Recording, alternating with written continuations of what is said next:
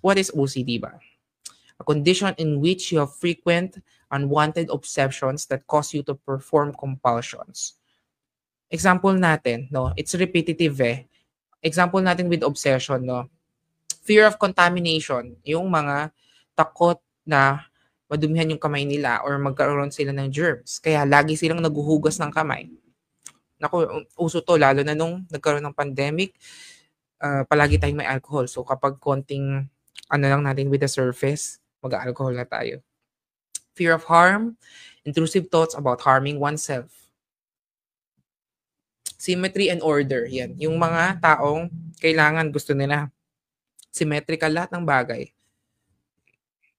Especially their desks. No?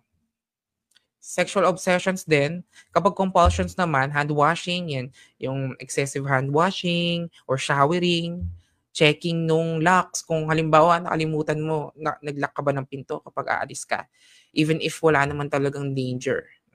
Counting, ordering and arranging, yan, seeking assurance and also mental rituals.